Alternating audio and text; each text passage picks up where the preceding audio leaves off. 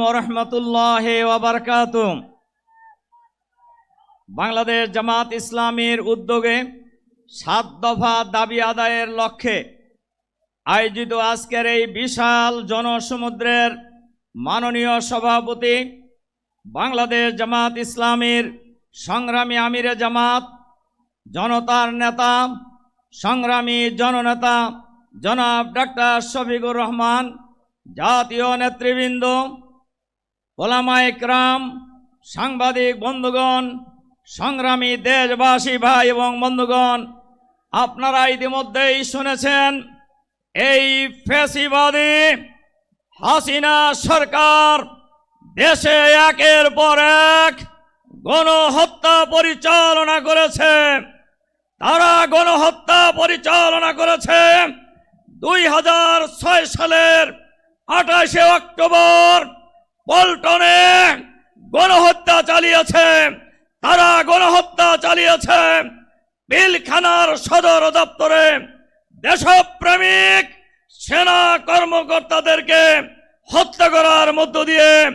তারা গণহত্যা চালিয়েছে শাপলা চত্বরে 2013 সালের 5ই মে আলেম ওলামাকে নির্বিচারে গণহত্যা চালিয়ে হত্যা করা হয়েছে। তারা হত্যা করেছে জামাত ইসলামীর আমির, শহীদ আমিরে জামাত মাওলানা মতিউর রহমান নিজামী সহ জুডিশিয়াল গণহত্যার মধ্য দিয়ে জামাত নিশ্চিহ্ন করার জন্য তারা আমাদের নেতৃবৃন্দকে হত্যা করেছে। সর্বশেষ জুলাই বিপ্লবে হাজার হাজার মানুষকে হত্যা করেছে।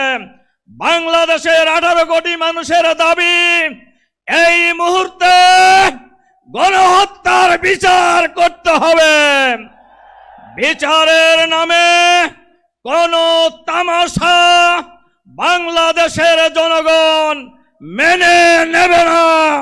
এখন পর্যন্ত 1 বছর চলে গিয়েছে, কোন বিচারই দৃশ্যমান হয় নাই। নির্বাচনের পূর্বেই বিচার কার্য শেষ করতে হবে। শুধু গুটি কয়েক লোকের বিচার করলেই হবে না। সরকারের ভিতরে বাইরে যত ফ্যাসিবাদের দোসর গণহত্যার সাথে জড়িত তাদেরকেও গ্রেফতার করে বিচারের আওতায় আনতে হবে।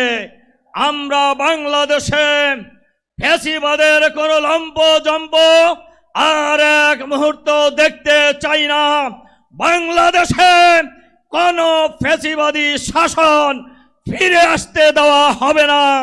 বাংলাদেশে কোন নতুন ফ্যাসিবাদ বাংলাদেশের মাটিতে আমরা প্রতিষ্ঠিত হতে দেব না। আপনারা কি এই স্লোগানের ভিত্তিতে ঐক্যবদ্ধ আছেন? আমরা বাংলাদেশে কোনো ফ্যাসিবাদ প্রতিষ্ঠিত হতে দেব না। আল্লাহ হাফেজ। বাংলাদেশ জিন্দাবাদ।